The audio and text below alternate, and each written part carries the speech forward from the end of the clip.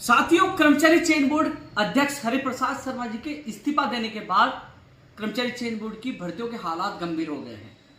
Junior accountant और सूचना सहायक भर्ती जिनकी एग्जाम सितंबर में है, हालात ये बन गए दोनों की भर्तियां आयोजित नहीं हो रही।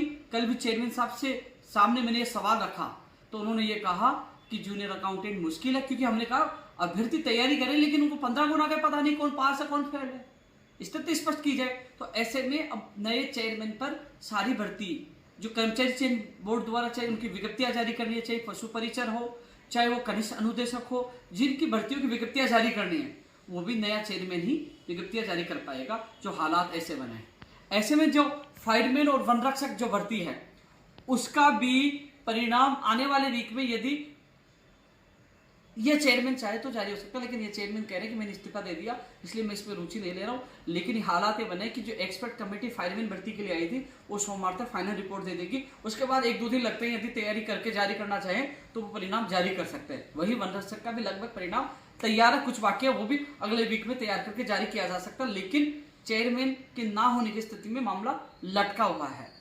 सवाल है जूनियर अकाउंटेंट भर्ती परीक्षा का, सूचना सहायक भर्ती परीक्षा का। नया चेयरमैन की घोषणा आने वाले वीक में, यानी कि 2, 4, 5, 7 दिन में कभी भी घोषणा हो सकती है।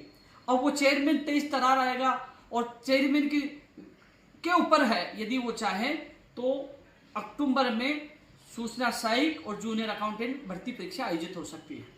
अन्यथा आने वाले साल में ही जूनियर अकाउंटेंट और सूचना सहायक और तमाम भर्तियां आने वाले साल में, यानी कि जनवरी-फरवरी में ही आयोजित हो पाएंगे। जो हालात बने हैं, माननीय मुख्यमंत्री जी से अपील करना चाहूंगा। कल भी हमने कर्मचारी चयन बोर्ड का घेराव किया था। अध्यापक भर्ती का परिणाम जारी करवाने की मांग तो हम रख ही रहे कि अध्यापक भर्ती का परिणाम तत्काल जारी किया जाए, जिससे अगस्त में लेवल 1 का और सितंबर में लेवल 2 की ज्वाइनिंग मिल सके।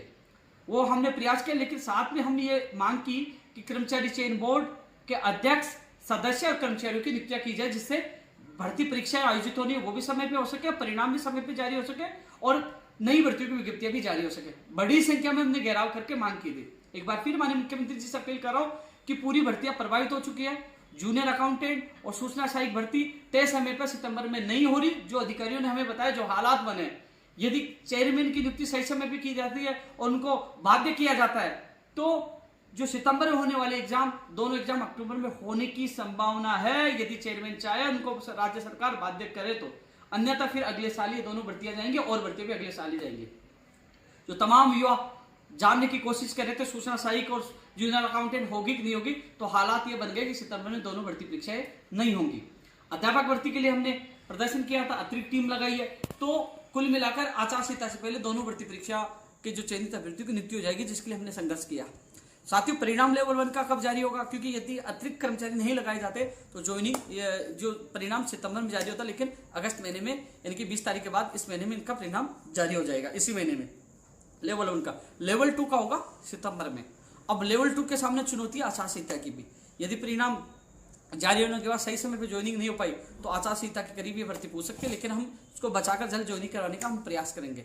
साथियों, अब हम लगातार मांग कर रहे हैं, क्योंकि मुझे पता था कर्मचारी चयन बोर्ड अध्यक्ष नहीं आया, सदस्य नहीं आया, तो कहीं ना कहीं ये भर्तियां सारी अटकेगी। इसलिए हमने अध्यापक भर्ती की तो मांग की, लेकिन साथ में अध्यक्ष और सदस्यों की नियुक्ति करने की हम मांग की है। ऐसा ईमानदार, निष्पक्ष या तो कमेटी बना के तत्काल करे या फिर यूपीएससी की तर्ज पर एक अच्छे व्यक्ति की नियुक्ति करे, जिससे ये भर्ती प्रक्रियाएं, जो जिनकी परीक्षाएं होनी है, जिनका परिणाम जारी होना, जिनकी विज्ञप्तियां जारी है, वो तत्काल हो पाए। तो सभी अभ्यर्थियों के लिए विशेष, जो जूनियर अकाउंटेंट, सूचना सहायक, उनके लिए विशेष मैसेज है कि जो ये भर्तियां बाधित हो रही है और हम सबको मिलकर आवाज उठानी चाहिए। आपका भाई, यानी कि कोई भी नेता नहीं बोल पा रहा कि कर्मचारी चयन बोर्ड के अध्यक्ष ने इस्तीफा दे दिया, तो इन भर्तियों का क्या होगा, उन लाखों या बेरोजगारों के सपनों का क्या होगा। एक मैं था जो आपका दर्द जानता हूं। कल कर्मचारी चयन बोर्ड का घेराव किया, अध्यक्ष से लेकर सदस्य कर्मचारियों की नियुक्ति करने की मांग की है।